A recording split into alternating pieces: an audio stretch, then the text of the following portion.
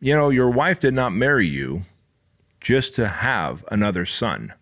She wants a man who is confident, who is capable, who is courageous, who knows how to protect, who can provide, and who is always prepared for the worst case scenario. Welcome to the Bedros Keuilian Show. So I got to thinking the other day, the responsibilities that moms and dads have in raising their sons specifically. I came to the conclusion that moms are really good at turning babies into boys, but it is the dad's responsibility, the father's responsibility to turn that boy into a man. Then I got to thinking, how does a weak boy become a strong man? Well, it really can't unless you have a strong male figure in his life. And therein lies the problem. Therein lies the problem. And so today, guys, on the Bedros Keuilian Show, we are going to talk about how weak boys become weak men, and they create weak cultures and weak communities and weak countries, and sadly, empower the big government.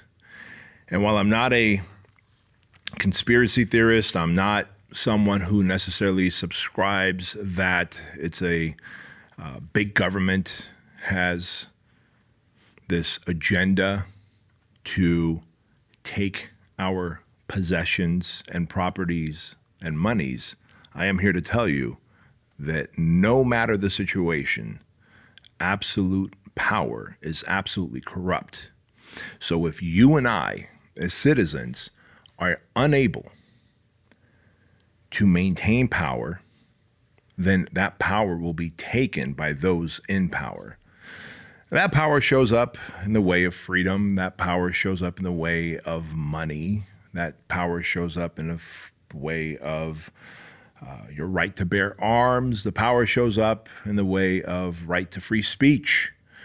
And if you are not protecting your right to bear arms, to make money, to move about, then those rights will be infringed upon. That's just how it is. Absolute power is absolutely corrupt. And today on the Bedros Keuilian Show, we are going to talk about the solution of how weak boys became weak men and how we will strengthen humanity again, one young man at a time. But there's this quote that I've heard, and the quote goes something like this: strong men create good times, and good times create weak men. Weak men create bad times, and bad times create strong men. So you see how it's a cyclical event. And when you think about building up to what happened on September 11th, 2001, we were experiencing good times building up to that. We were experiencing good times building up to the 9/11 tragedy. The economy was great. Everything was going well. Remember, it was the whole .com growth, right? And money was moving about.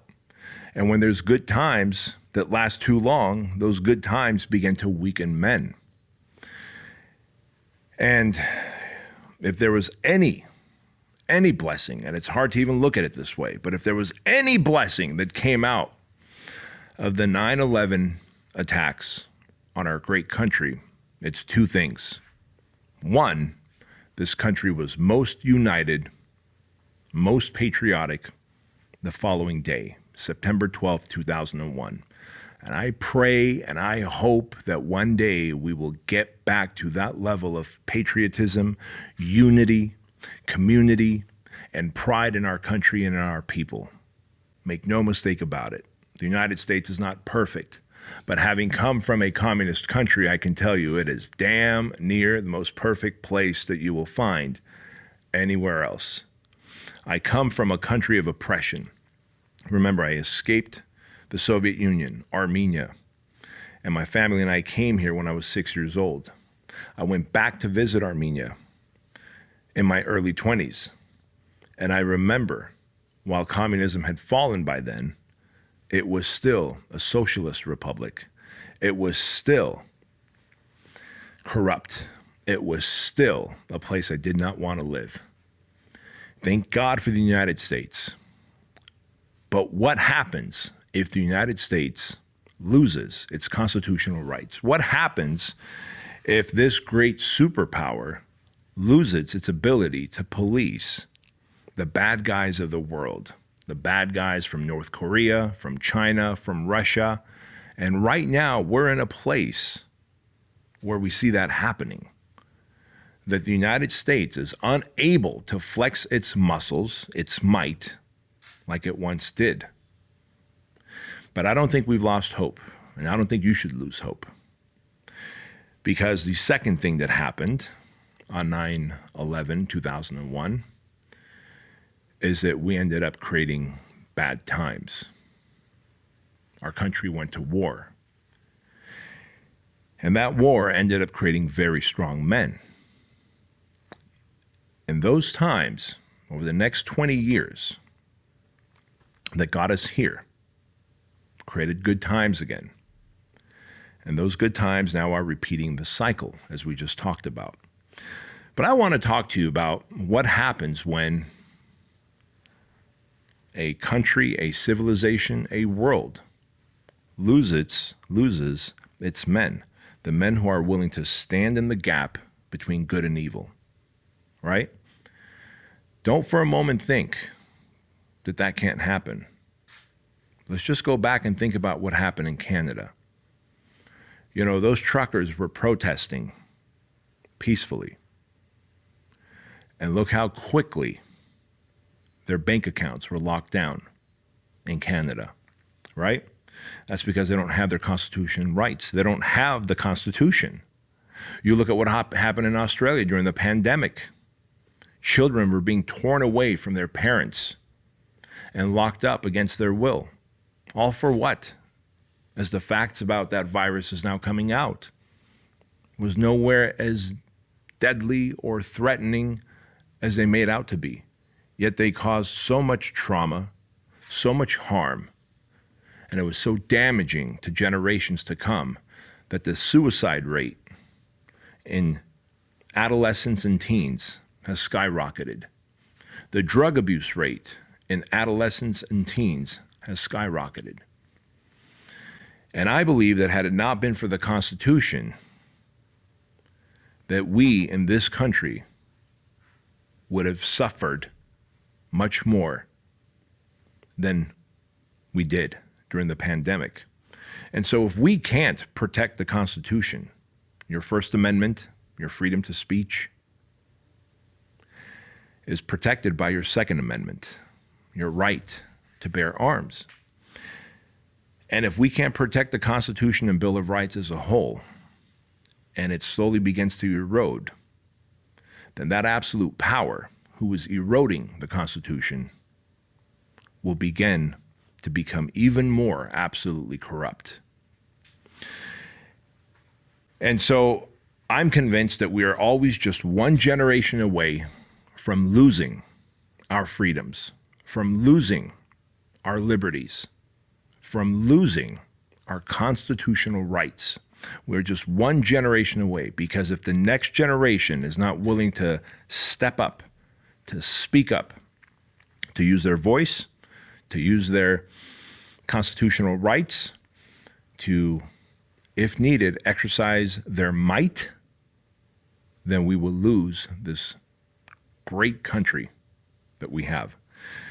And so what I've learned is that big media, government, and the folks who try and exercise their absolute power in the attainment of more power have done a great job over the last 2 decades in eroding masculinity. So much so that they've actually termed the phrase toxic masculinity. Really, does toxic masculinity even exist, guys? I don't think it does. There is no such thing as toxic masculinity. You're either masculine or you're toxic. And I want to challenge you to offer me a different perspective. Because if you're masculine, then you're chivalrous. You're willing to open doors for people.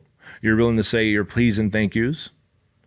You are willing to lend a hand if someone needs something heavy moved. You are willing to step in the gap to protect those who can't protect themselves. You are willing to walk on the sidewalk side when walking with a woman, on the street side of the sidewalk. You are willing to be a gentleman, be a servant, and to be a savage. That is a masculine man. Now, someone who's toxic is typically a nice guy. Women will talk to them and about them as nice guys. You're a nice guy. Yeah, you're a nice guy. I'm looking for a bad boy. Really, they're looking for a masculine man. But nice guys are passive aggressive. Nice guys are not willing to open doors. You know who the nice guys are. If you and your lady leave the house and you're walking to your car and you go to your side of the car and she goes to the passenger side of the car and she has to let herself in, you're probably a nice guy. I can tell you're not a masculine guy. You're not a chivalrous guy. You're not a good guy. You're certainly not a dangerous guy. Because what happens if, as you're getting into your driver's seat and buckling your safe little booty up, a threat comes and stabs your wife or kidnaps your wife or steals her purse before she can get in on the passenger side? But you haven't thought of that, have you? See, that's the difference between nice guys and good guys. Good guys are willing to be dangerous. Good guys are willing to let their wives and their girls back into the car first before they go in the car. Good guys are willing to stand on the side of risk to become the buffer between risk and everyone else. But a nice guy is passive aggressive. A nice guy, well, he won't open doors. A nice guy, he won't exercise his voice. He'll talk shit about you behind your back. A nice guy is not dangerous at all. And in fact, the nice guys are the most dangerous people because they will stab you in the fucking back. Nice guys are the weakest of all men. And so I've realized that the government and big media has done a great job using sitcoms and movies to dumbify men, to make men look like big doofuses who can't get anything right. And if their wives and girlfriends didn't correct them, that they wouldn't even be able to tie their shoes. When you really think about how big media, TV, the movie industry portrays men, they show men as these lost and confused, oversized baby boys, these children. And in fact, a lot of women now treat their husbands and their boyfriends as their sons. And the one thing I tell guys all the time at the project is, you know, your wife did not marry you just to have another son.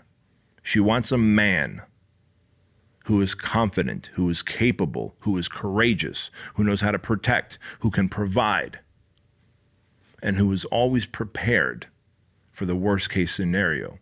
Doesn't mean they're living in the worst case scenario, but they know how to be dangerous.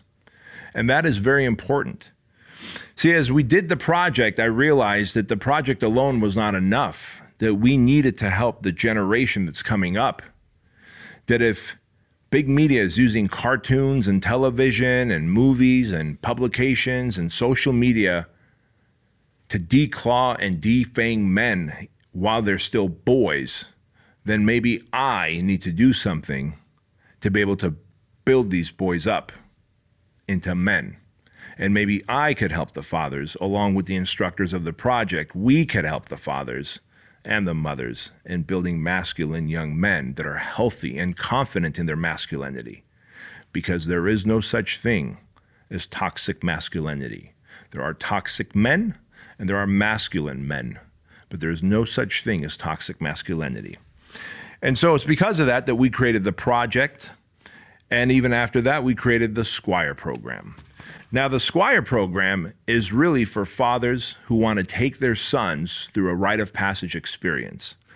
See, when my son Andrew was born, I read this great book called Raising a Modern Day Knight. The author's name is Robert Lewis. Fantastic book. Highly recommend you guys read it. And in that book, he talks about how it is our job as fathers to turn boys into men. It is our job as fathers to teach these boys, our boys, how to be rough and tumble, how to be savages, and yet how to be servants, how to be a lion and a lamb, how to know right from wrong, and how to know when there's an unjust law and to do the right thing anyway. Trust me when I say, during the pandemic, there was a lot of mandates and laws that were passed that me and my friends and my companies chose to ignore because they were not right. They were not right. See, the nice guy is willing to comply with laws and mandates that are unjust. A good man is not willing to do that.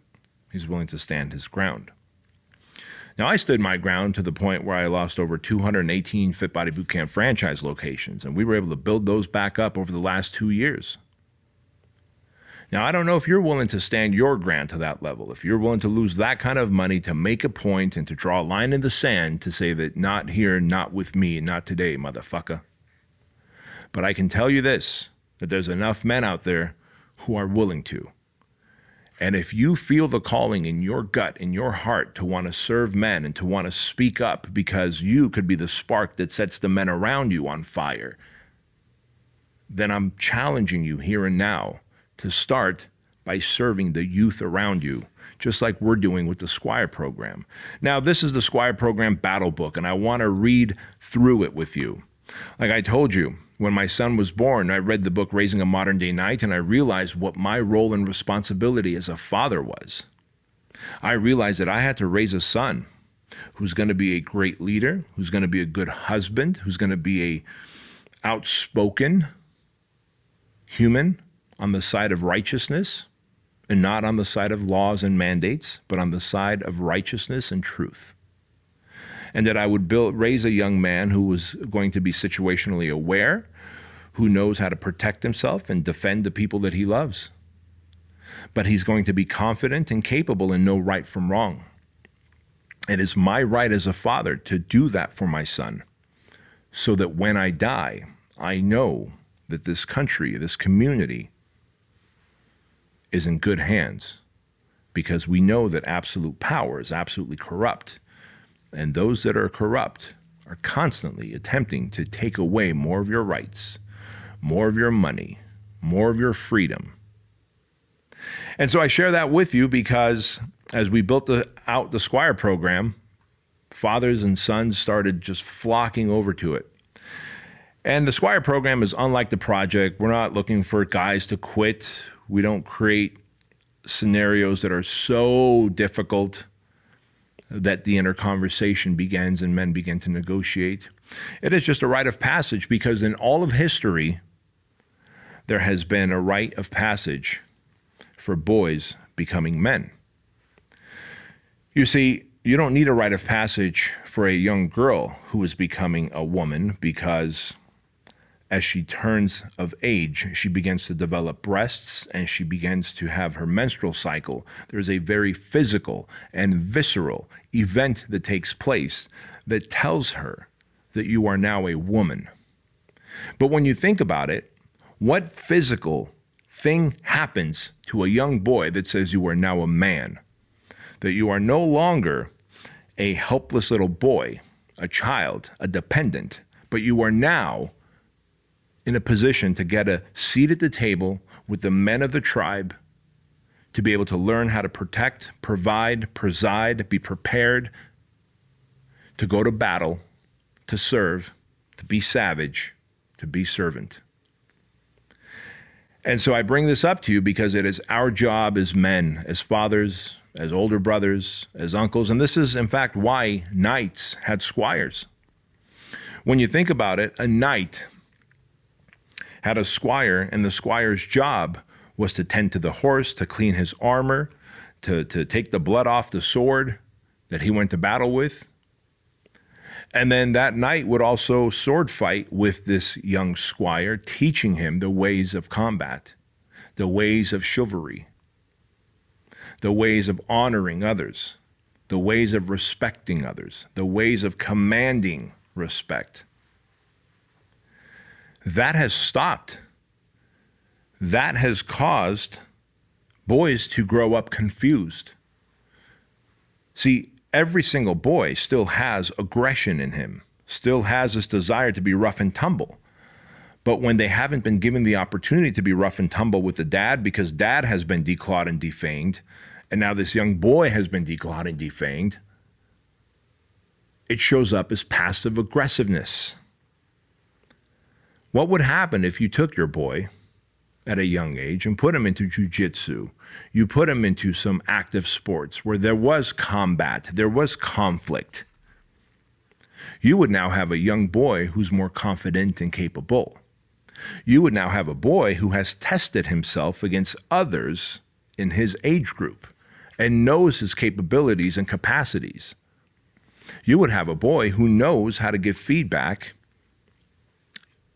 in a scenario where there's conflict.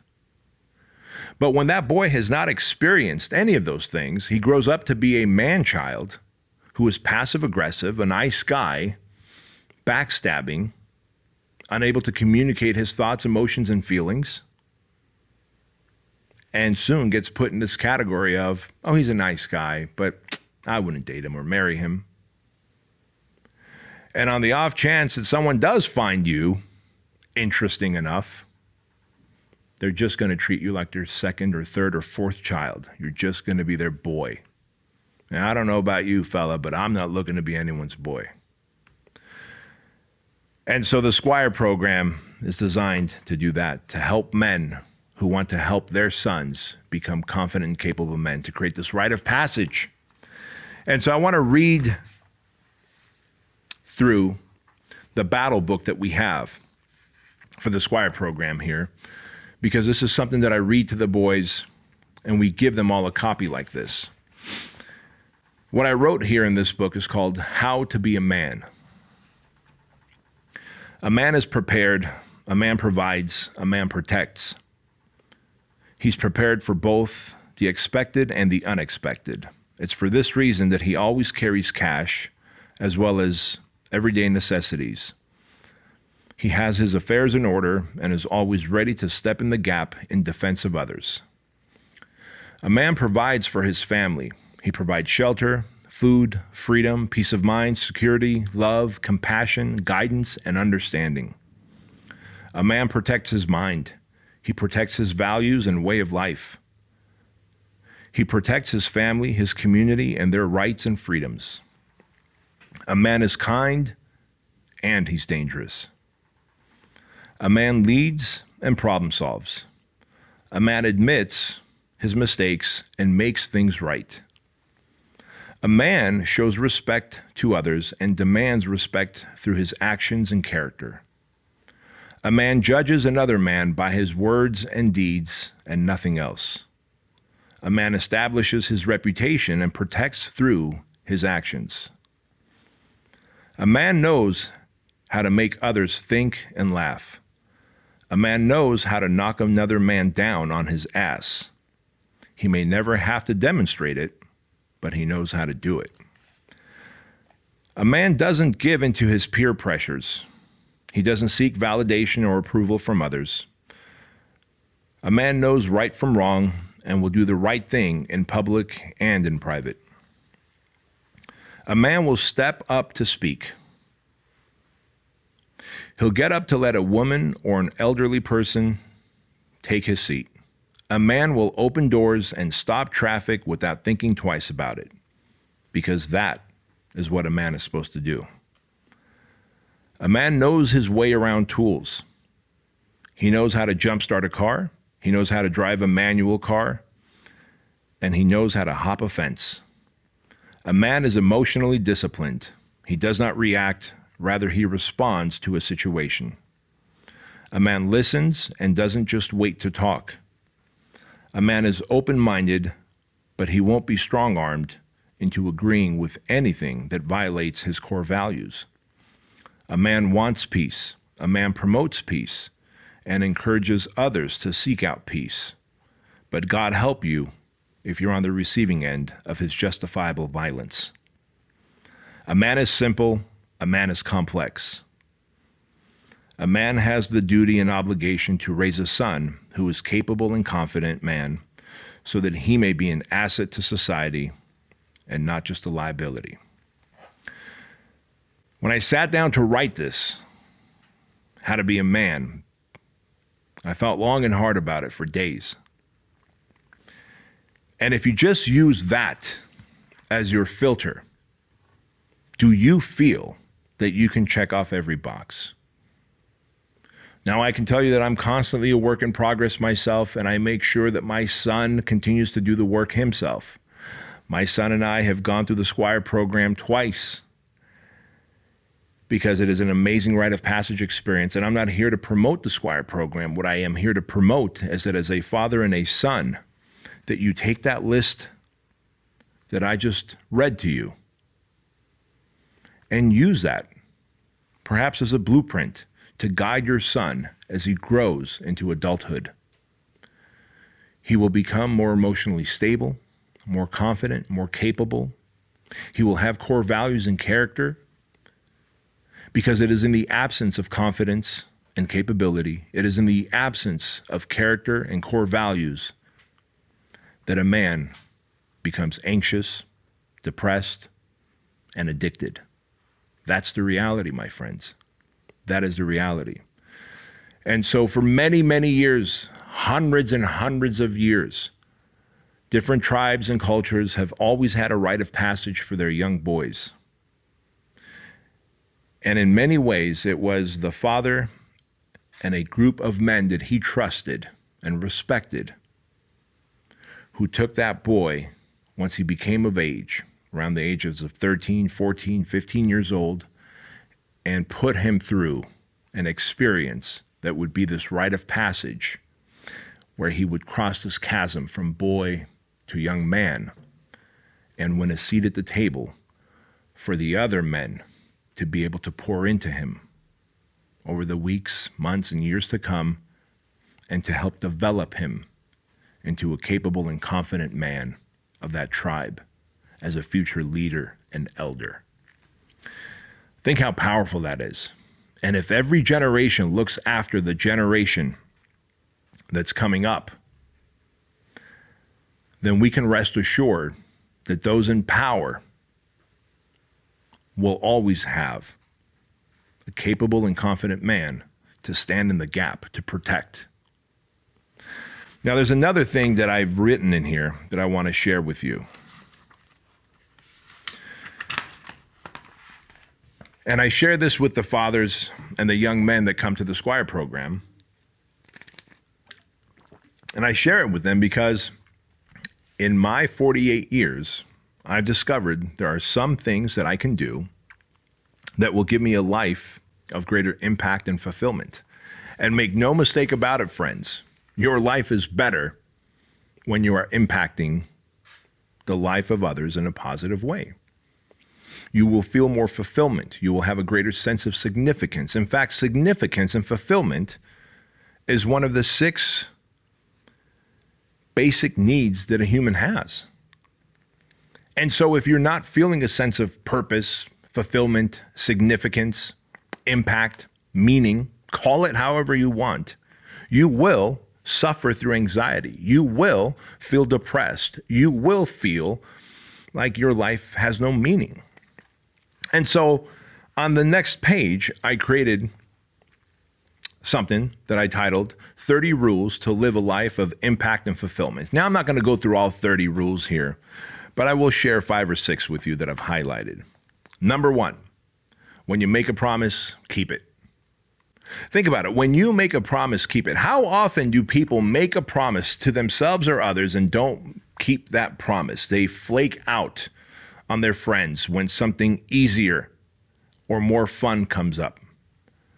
Or there's a little traffic, and so you decide you're going to flake out and not meet your friend who maybe, just maybe, wants to spend some time with you, because that time with you could be a moment of reflection for them because they're going through a hard time.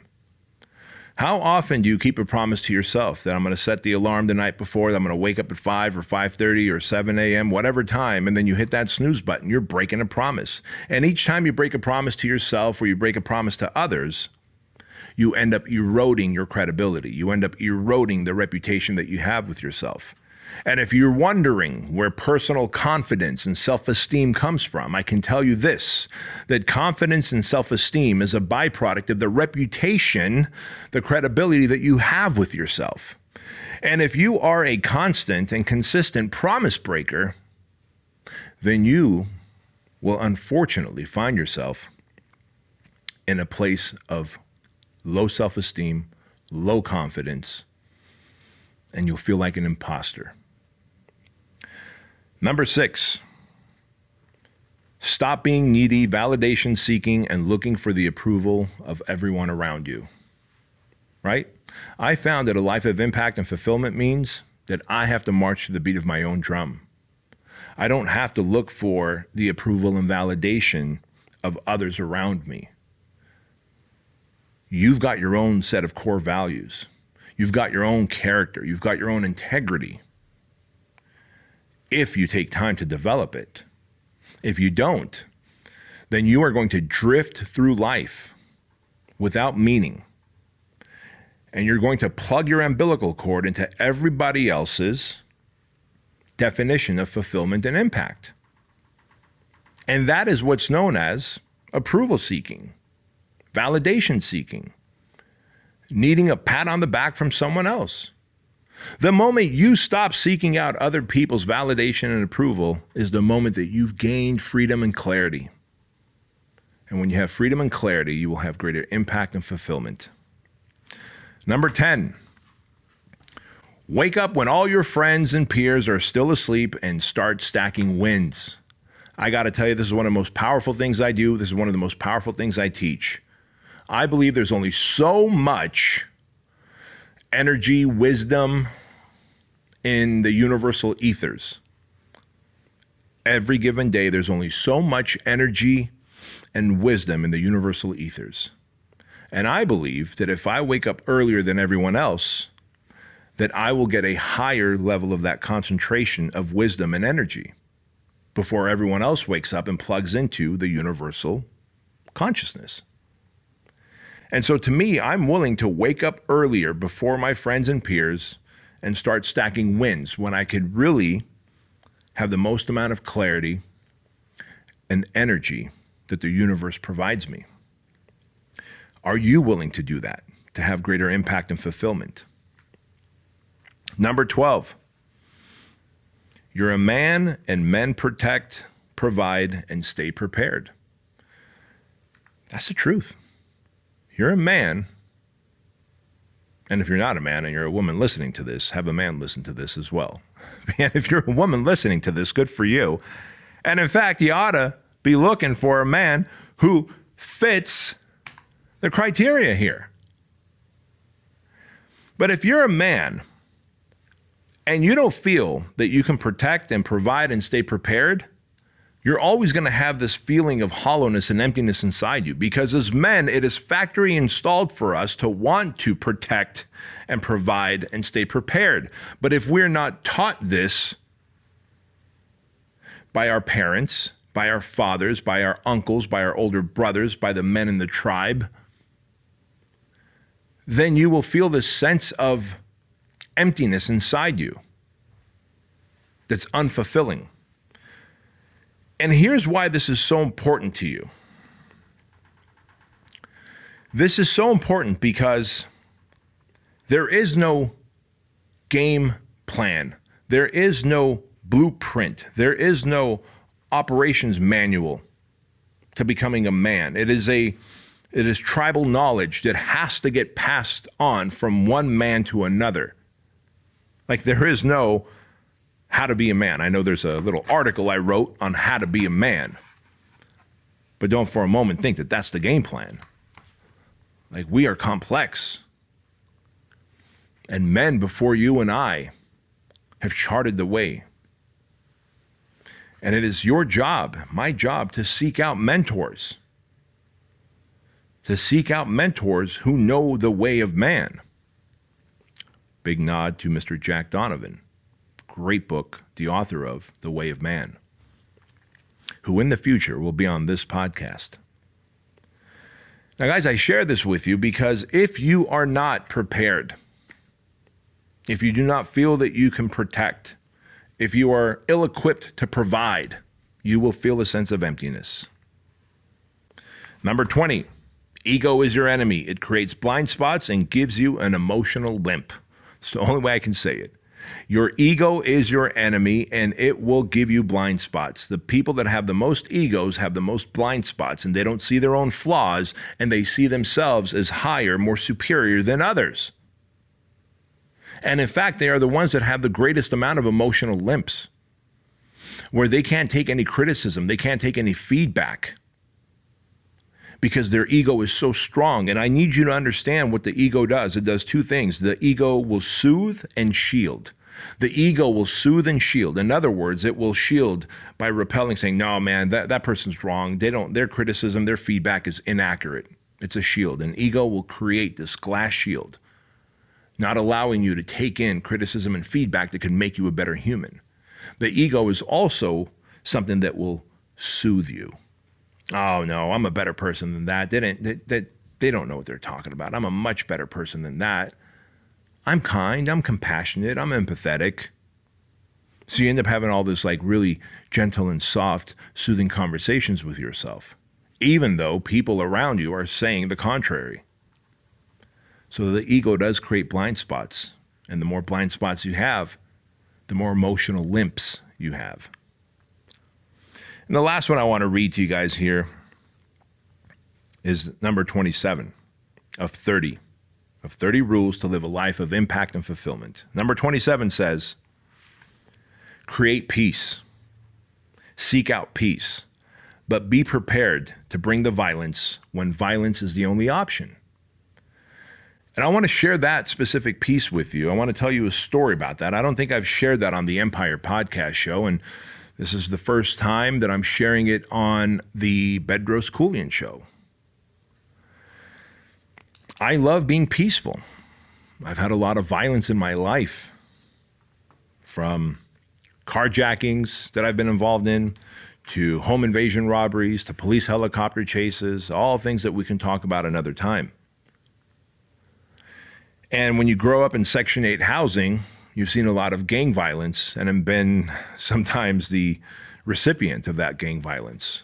There was a time that I think I was probably 20 or 21 years old. I took a young lady out on a date to golf and stuff, which was at the time across the street from Disneyland. A friend worked there, and so he gave me some free tokens to play video games, and being a broke young man, it made sense that I would take this woman or young lady out to golf and stuff. Hey, you get free games, you get free video games and golf games. All I got to do is pay for some soda. And what ended up happening was, earlier that day, my friend and I had carjacked this dude. And unbeknownst to us, he was part of a local gang. And unbeknownst to us, while we weren't able to carjack him because he stepped on it and got away, he later followed me, been following me all day. And that night at golf and stuff, him and 12 other dudes came in looking for me. Now, my friend, who was part of the carjacking team, he wasn't there. It was just me and this girl on a date. And they gave me the beating of my life. They put me in the hospital. And I share this with you because you might think you're big and bad and strong, but sometimes people will just come at you in numbers and take your ass down. And that's what happened to me. Now, that was karmic justice. But then you fast forward years later, and I became even better at violence in terms of fighting and self-defense. And I've talked to you about the 6-week challenges that I do, and some of my 6-week challenges have been jujitsu and MMA fighting. And as it turns out, one day when I was flying back from a trip to Hawaii with my family, there's a dude on the plane. We're in first class, but we're in back of first class, and there's this dude up in the front of first class, and he's going off. And we're flying back from Maui, and we're up in the air. It's like 11 o'clock at night. We're over the mighty Pacific, like 35,000 feet up in the air. And this guy is losing his shit. Like, people around him have cleared the way. He's making the gun gesture, and he's hitting the seat in front of him, and people are freaking out. Now, this was just a few years back. Now, I know that this is post 9/11, so I'm thinking any minute now, like, the flight attendants are going to give us the nod and we're going to tackle this guy down. And so I look at the guy sitting across from me, and we kind of gave each other the nod, like, hey, you got this? Yeah, all right, great. We got each other's back. And I was convinced that if he and I got up, everyone else would. Well, just then the flight attendants come walking past us with zip ties in their hands. And I'm like, hey, ma'am, what's going on? How can we help? She goes, well, he's a flight risk and we have to ask him to zip tie himself. I'm like, wait, you're going to ask him to zip tie himself? The guy's going bonkers up there. She said, yes, by law, we have to ask him to zip tie himself. Well, so this woman, flight attendant, and 2 other flight attendants cut in front of him and create this wall of humans between him and the cockpit. And you could see that she's gesturing and saying, hey, you got to put on these zip cuffs. And now he stands up and he's yelling at her and he's foaming at the mouth. He's going bonkers. She looks up at me and the guy sitting next to me and just starts waving her hands and says, help. And we go running up. And as I get up in front of him, he looks at me and he goes, what are you going to do? And he goes to push me and shove me. And just like Aaron Weatherspoon had taught me, because I had just finished doing the 6-week MMA challenge with Aaron Weatherspoon. At the time, he was the King of the Cage welterweight champion. Just like Aaron had taught me, I parried out of the way, got behind him, and got him in a rear naked chokehold. And I'm like, holy crap, this dude is bucking like a bronco. Now, keep in mind, I'm wearing my Hilo Hattie Hawaiian shirt. I've got shorts on and I've got flip-flops on, so I've got very poor traction, and I'm sweating because I'm so nervous, man, and I'm sliding out of my flip-flops, and he's taller than me, and so when he stands up straight and he lifts me up, so I cinch up harder, and I remember what Aaron had told me, take a deep breath, and when you do, you constrict those arteries even more. And sure enough, he crumpled down. So now the other guy who came to help has got the zip cuffs, and he's trying to wedge the zip cuffs between my gut and this guy's back. And I'm not getting off this guy's back. I'm like whispering in his ear. He's still bucking. Now he's on his knees. He's still bucking it. And I'm like, buddy, relax. Everything's going to be fine. No one's dying on this plane. What the fuck is the matter with you? My wife and kids were looking at me like, what the fuck, man? Because I go on all these business trips, and there's never an issue with the plane or any passengers in it. And now I'm on a trip back from Hawaii, and this guy's losing his shit, and he's a flight risk. So since the other guy can't wedge the zip cuffs between my gut and this guy's back to get his arms back there, I'm like, all right, what would Aaron do? What did Aaron teach me? I'm like, all right, guillotine chokehold. So I quickly switch around. I get him in a guillotine chokehold. Now I got this guy's head. I'm cinching up again. He's getting limp, and that creates the opportunity for the other guy to zip tie his arms behind his back. We sit him in the very back of the plane, and me and the other guy take turns every hour sitting next to him, just as a guard, while the plane flew to LAX, where once it landed, LAPD was there, and they took him away.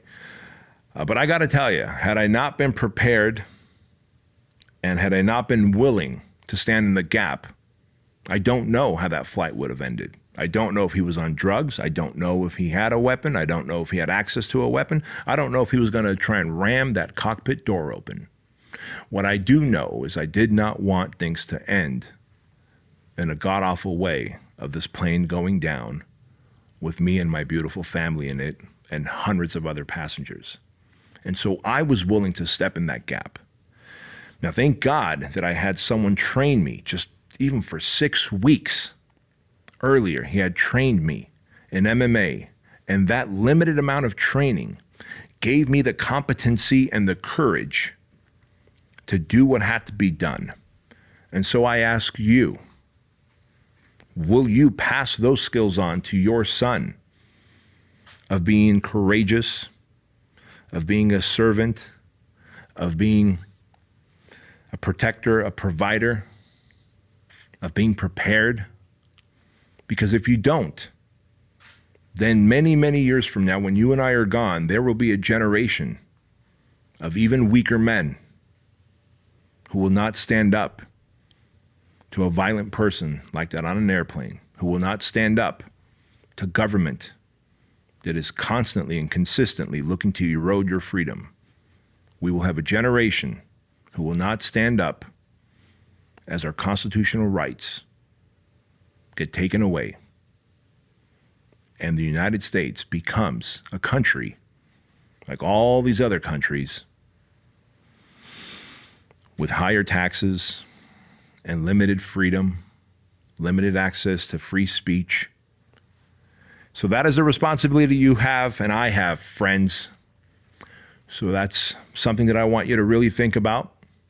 I highly encourage you to read the book, Raising a Modern Day Knight. I massively encourage you to bring your son to the SQUIRE program if he's of 13 to 15 years old. And I encourage you to be that guy who's going to be a role model to not only your son, but his friends and the community around you, because one of us is all that's needed in one community to spark the fire of other courageous men. Friends, thank you so much for listening to this episode. Really appreciate you indulging me and giving me the time and opportunity to speak my truth, to come and help you and hopefully change your mind and show you a different perspective of the roles and responsibilities that we have as humans to not only shepherd our families, but to shepherd our communities and our country to a better place long after you and I are gone. I appreciate you for listening to this show. I appreciate you watching this show if you're watching on YouTube. I know there's a lot of things to do. You're supposed to toggle something, and you're supposed to click the bell, and you're supposed to subscribe, and you're supposed to like, and you're supposed to review. There's a lot of things you're supposed to do. If you don't mind, please pick one of those things and do it if you got any value from this episode. And if you did, then I appreciate you. And if you didn't, I still appreciate you. Take care. Much love.